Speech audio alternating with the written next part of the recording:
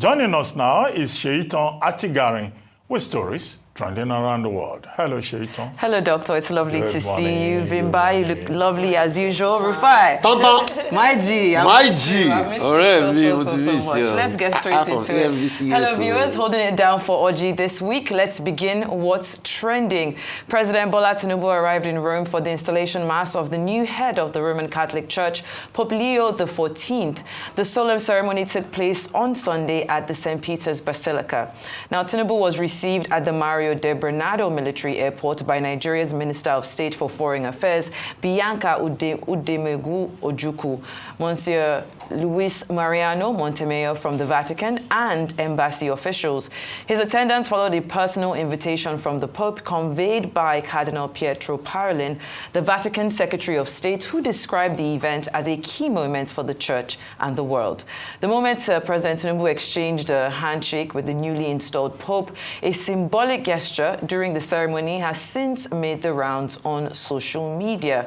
Meanwhile, President Bola Tinubu also met with Labour Party's 2023 presidential candidate Peter Obi and former Ekiti State Governor. We'll just go on former Ekiti State Governor Dr. Kayode on Sunday at the installation mass of Pope Leo the 14th. Now, the three Nigerian political figures who were in Rome for the high-profile religious event exchanged pleasantries in a brief but symbolic encounter that was made public by presidential spokesman Bayo Ononuga via a post on his verified X handle. Now, his tweet reads in part, we'll just start from the second paragraph there.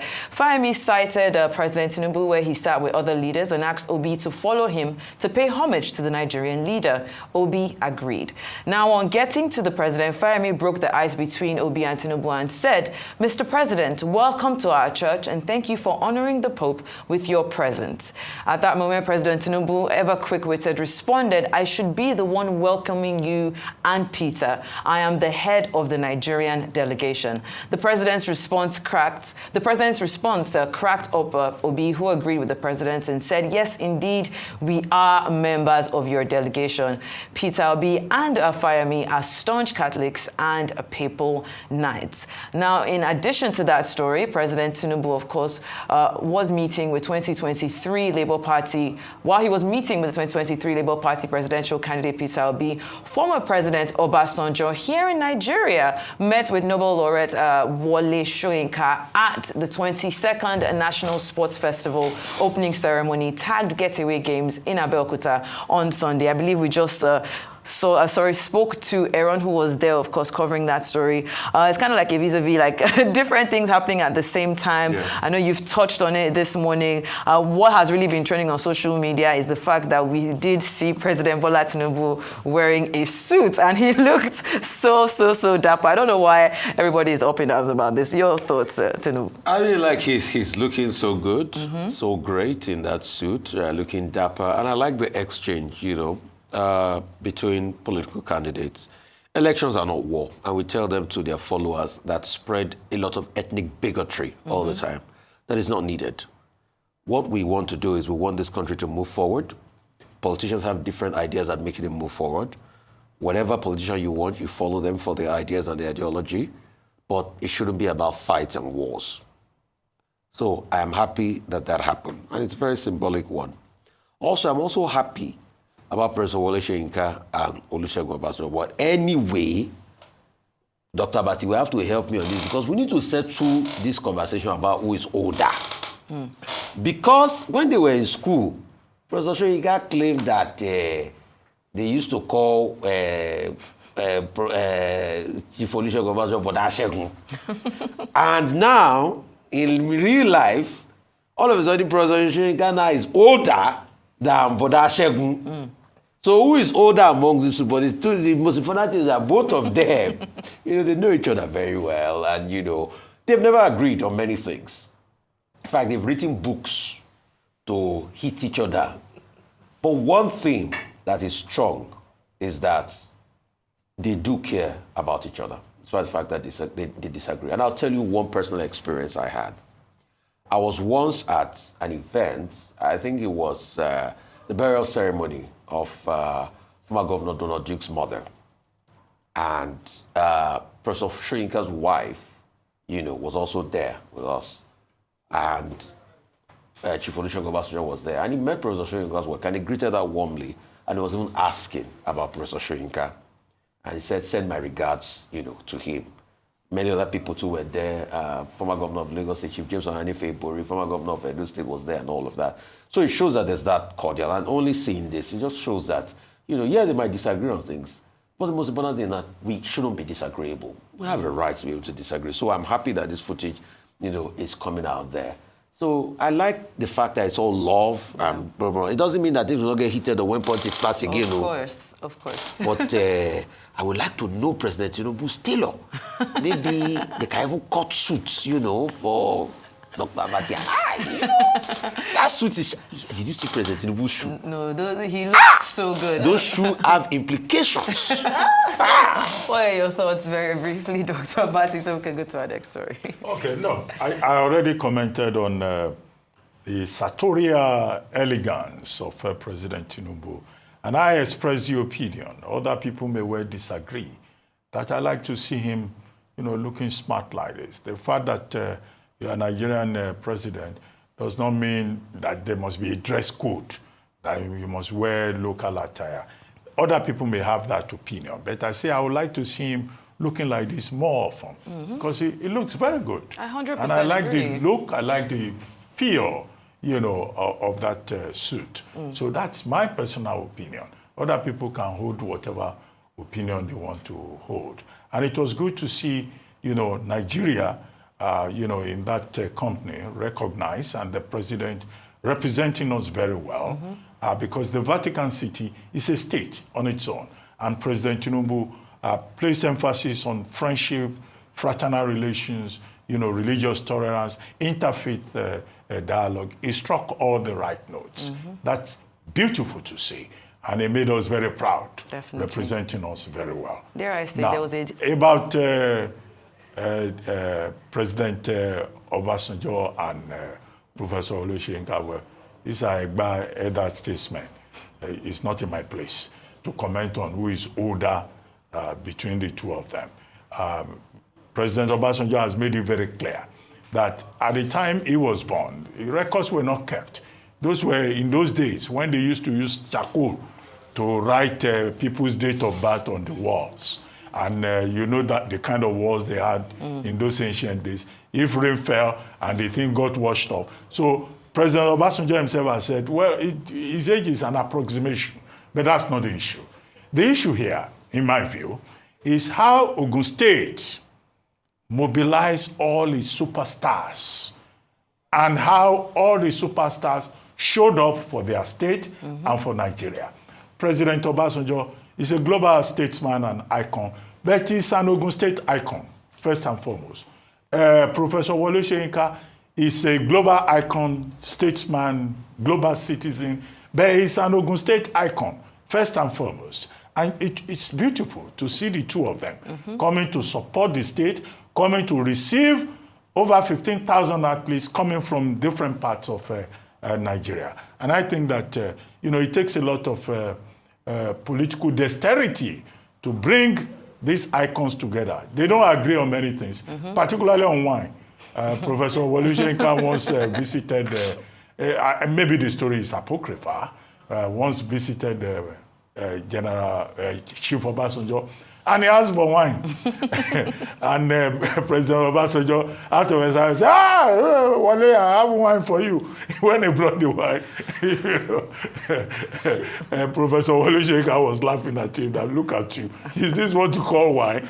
So in spite of everything, the rivalry, they are very good friends. And, the other thing, again, is that other icons were there. Chief Segun Odegbami was the one who lit the torch. Asha, Bukola Ilemide, another Ogun State champion, was also there. Davido came from Osun State, and the governor of Osun State, Senator Governor Adeleke, led a big delegation to be part of it. So the spirit of unity, of solidarity, and I mentioned all the other governors who came there. I think that, that is something to be commended. And we wish all the athletes a very good outing. may the best athletes win. Yeah. I don't want to say state, as I said earlier, but I wish Ogun State would top the medal. Even if Lagos State, where we live, they have been doing body language that they are going to that National Sports Festival to collect medals. Lagos State, they are always encroaching on Ogun territory, always competing with us. But it's okay. It's all in the spirit of unity and fraternity. Of course. Very quickly for me, my takeaway was, let politics or differences, let them not be a do or die affair. Because, you see the president with Peter Obi, when they write those commentaries of, Peter Obi, when he writes his commentaries as an opposition leader, and then the president's men fire back, it's very fiery, and it gets people worked up. Their followers get extremely worked up, and understandably so. And in a similar way, although social media may not have been as prevalent at the time, there were similar heated debates that used to take place between former President Olusegun Obasanjo and Wole Soyinka. Yeah. And so for me, politics is not a do or die affair. Disagreements are not do or die. You and I can agree to disagree in a very civil way. It doesn't take away from you. It doesn't take from me. Yes, there will always be a more superior argument, but I think for me, the most imperative thing is that in all that we do, even as Obedient fights with the APC fights with this fight with, let's just remember that it's debate. Let's keep it healthy, and we can all still move forward and still embrace one another as brothers and sisters after we've debated robustly. Or we must debate robustly, but let it not take away from the spirit of patriotism and nationhood and just being our brother's keeper. Thank you so much, Vimbai, for your comments. Now let's take another story, this time from New York. A Mexican Navy sailing ship on a global goodwill tour struck the Brooklyn Bridge on Saturday, snapping its 3 masts, killing 2 crew members and leaving some sailors dangling from harnesses high in the air, waiting for help. Now, New York City Mayor Eric Adams said that the 142-year-old bridge was spared major damage, but at least 19 people aboard the ship needed medical treatment. 2 of the 4 people who suffered serious injuries later passed, and in a scene captured in multiple eyewitness videos, the ship called the Quatermack could be seen traveling swiftly in reverse towards the bridge near the Brooklyn side of the East River. Then its 3 masts, of course, struck the bridge span and snapped one by one as the ship kept moving. Videos showed heavy traffic on the span at the time of the collision. That was at 8:20 p.m. and no one on the bridge was reported injured. Let's take a look at what happened, as the cause of collision is still under investigation.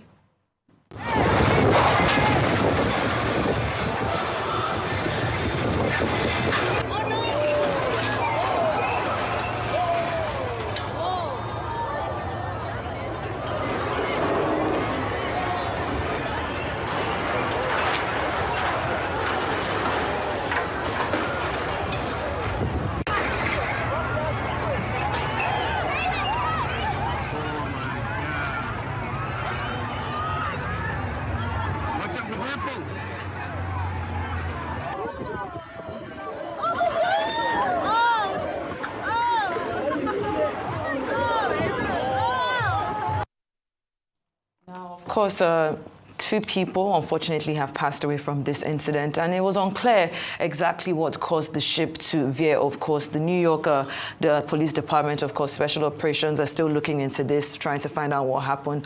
But these videos went, viral on Saturday because of just the sheer magnitude of the damage that happened, and of course could have happened if they didn't go in reverse. We'll start again with you, Rufai.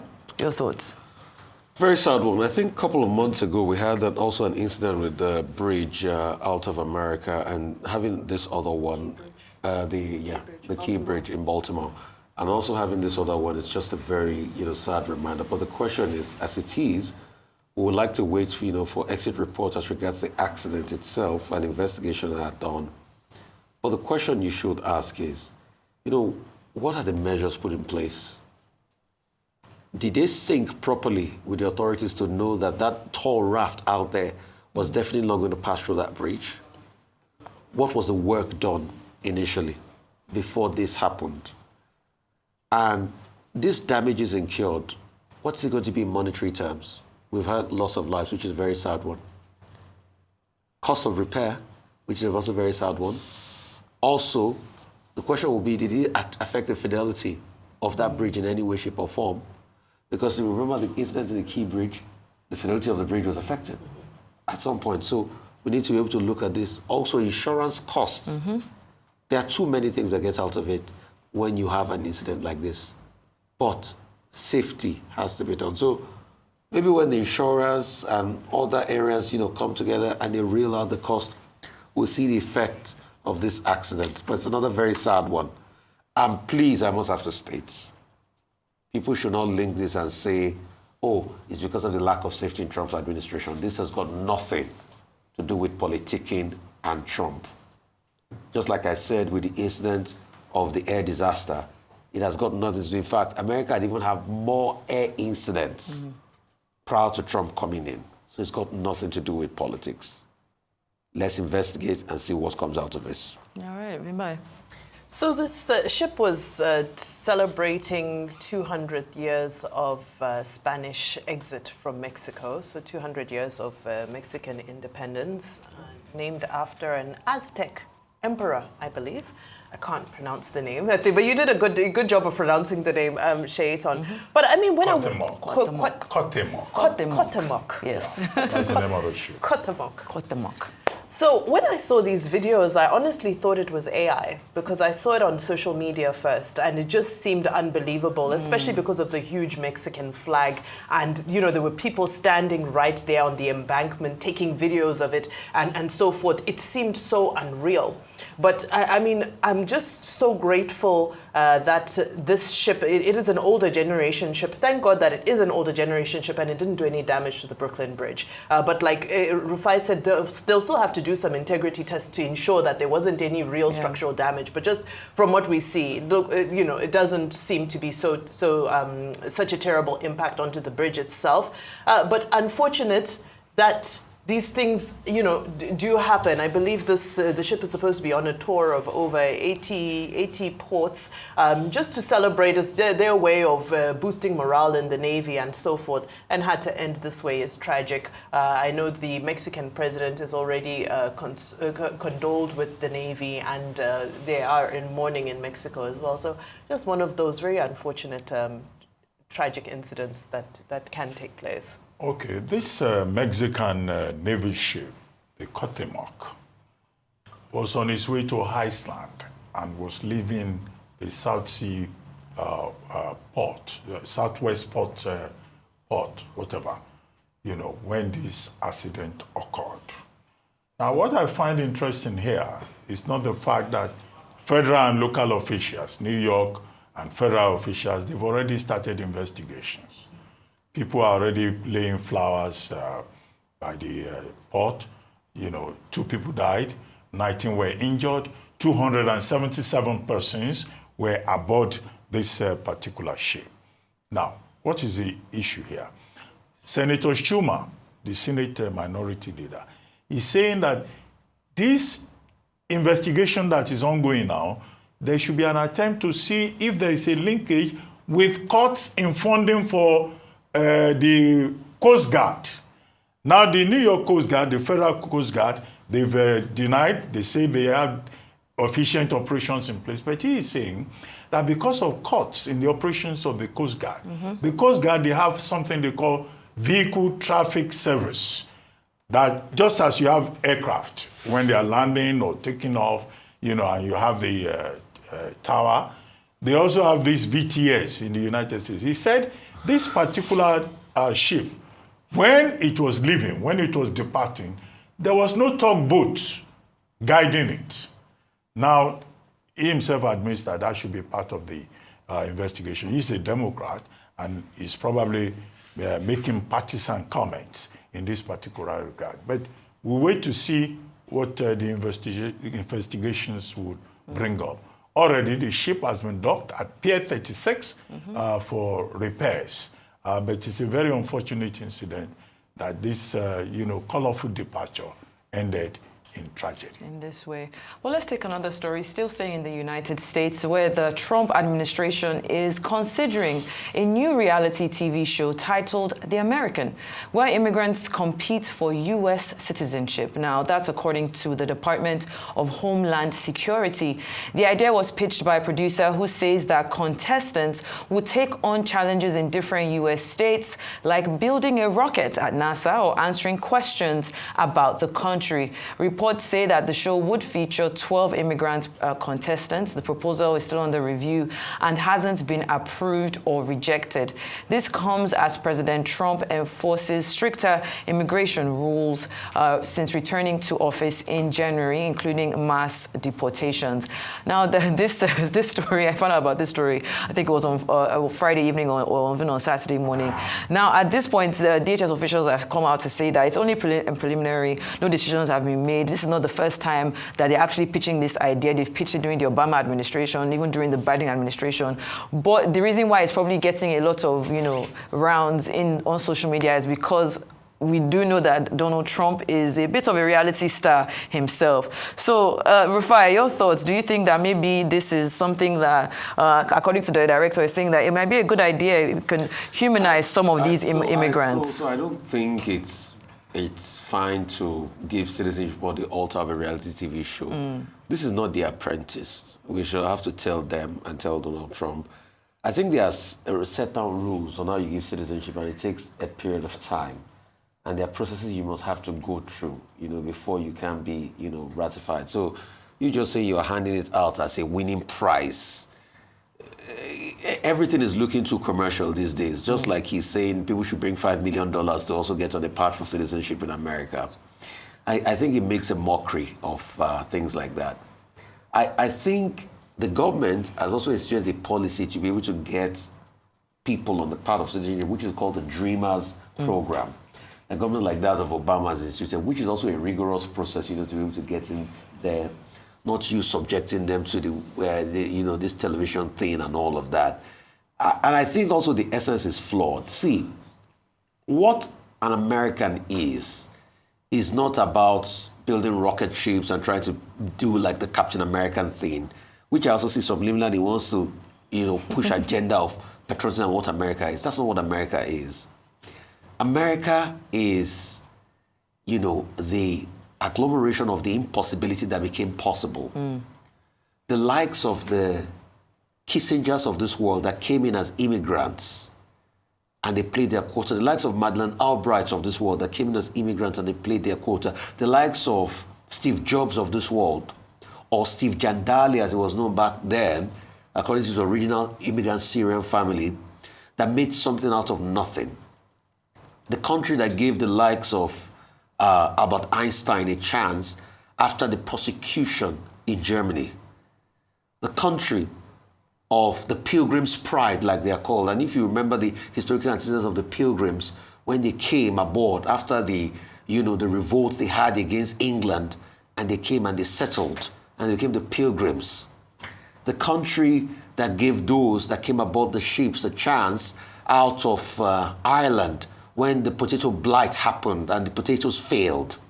The country of Carnegie, the country of Nikola Tesla, the country that gave those that were less fortunate the chance to be able to thrive. The country that says if you truly work hard and you believe it, you can make it if you try. That's what America is. Not what like Trump is trying to do. Just after this. And that's the American exceptionalism we saw in America. Yeah. It's not the America of high-handed Monroe doctrine that feels it could torpedo the world. It's an America that fights along the Allies in the Second World War. The America of General Patton. That's what America is. And it's not, that doesn't happen on just reality TV show with a couple of tasks. It happens with people, putting their hearts and soul into America and giving it what it should take. So I don't believe in this idea. I'm sorry I had to go poetic, but that's the America a lot of people know. I think the simple thing is that you don't become an American citizen through reality show. Yes. Now, Rob Rostov, I think that's his name, a Canadian who's into reality shows, says he has not even spoken to the Homeland Security Secretary, but he has this idea in his head that he can, do a reality show on networks whereby if you win, you become a citizen. But this is a matter of law, of criteria. The eligibility criteria that they have in the United States and that they try to follow, because it's a process. It's not through television. Is that you must be at least 18 years old. You must have had 5 years continuous residence as a permanent residence in the United States. 3 years, if you are married to an American, you must have had permanent residency for 3 years. You must be able to at least speak the language. 5, you must pass a civics knowledge test. 6, you must pass a naturalization interview test. 7, you must be seen to be of good moral standing. Those are the criteria laid down. So it's not through a television show that they are going to, change that. And I don't think Homeland Security is involved with this. President Trump, who is in fact questioning, automatic citizenship, even for babies, is not the one that is likely to support this idea. So, but we live in the age of ideas. So people come up with ideas, no matter how harebrained, and once it's in the media, people will begin to promote it. I don't think we should put much store by this proposal. About the show The American. Unfortunately, we'll just move on to the next story, Vimba. We'll start with you.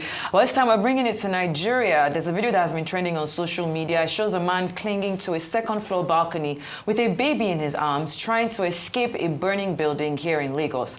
After a few tense moments, however, a ladder was placed against the wall, allowing him to climb down safely with the child. Let's take a look at this heroic moment.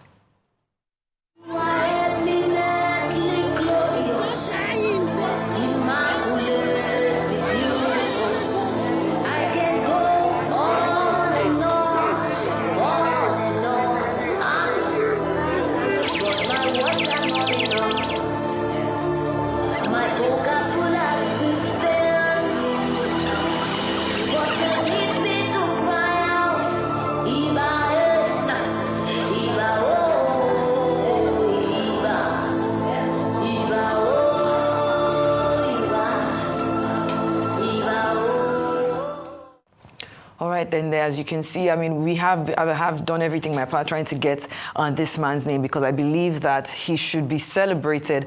Just hanging on to that child, with one arm. I go to the gym, but I don't even know if I would have the upper body strength and even just the courage to do something like that. So we're just taking this opportunity on, on what's trending to acknowledge everyday heroes like this that, are courageous. Vimba, let's start with you. Yeah, not all heroes wear capes. Yes. Yeah, this is so beautiful. And, we preach about, I'm sounding like a motivational speaker today, but, we speak about Ubuntu, the spirit of being your brother's keeper, or your sister's keeper. And especially in this era of social media, where the first thing that happens when anybody sees some sort of tragedy is they want to record it. And this man had the presence of mind to say, no, something needs to be done in this very moment. I just wish that more of us can emulate this. How much are you willing to help in a moment of trouble? We may not all have the physical ability to do what he did, but there's always something that can be done in a moment of emergency and a moment of trouble. But the other thing as well, just to highlight, Lagos State Government, let's also check that our buildings have fire escapes. Where so many buildings are going up in various places, but a lot of them don't have emergency fire escape. There has to be a staircase outside the house, anything above 1 story, that leads you out for this kind of scenario. So I think in our going around and, demolishing buildings that don't meet standards and all of that, I've noticed a lot of tall buildings that don't have a sufficient number of fire exits, doors themselves, and then that staircase, that outdoor staircase for this type of emergency. Smoke detectors, fire extinguishers, I know those ones are standard, but what I have noticed is going around with the new buildings especially, you don't see a lot of fire emergency exits, which is very concerning. All right, then, let's take our last story just because of time. Afrobeat superstar Davido this past weekend broke down in tears as he gave an emotional speech at the wedding of his manager, Asa Asika. Asa has been with Davido since the start of his career, although there was a period where both men fell out. Now, in a video that is going viral on social media, the OBO crooner could be seen wiping his eyes as he spoke at the traditional wedding on Saturday. Let's take a look.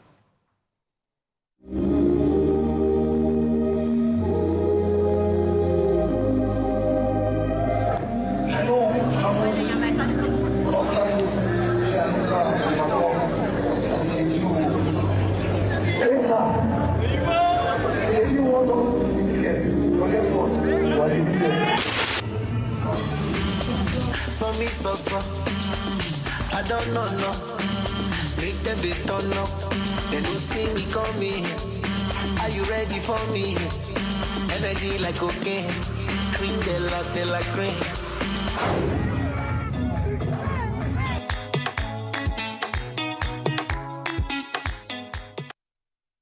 All right, then this wedding was trending this entire weekend. I mean, unless you were hiding under a rock. And I think for me, the biggest thing for me was there was an Instagram post that he put up that was quite emotional. He touched on, the times they had together, 14 years of friendship. He was, in fact, a lot of people were saying that he was even happier than the person that was getting married. But it just shows that, true friendship really conquers it all. And of course, love was very evident in the room that day.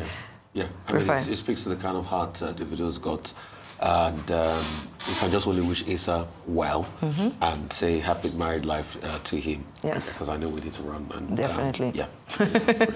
Dr. Ruben, any words before we go? Well, congratulations to, the new groom in town, the latest husband in town.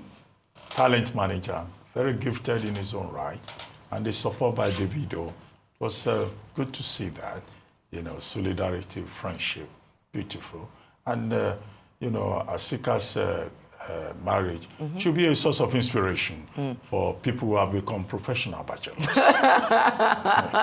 Dr. Rebe, why are you giving side eye to some people? No, I'm not giving side eye. I'm just making comments. Leona looks stunning as well. Yes, Leona looks so beautiful. Congratulations to the two of them. Well, that's all I have for you today on What's Trending. See you tomorrow.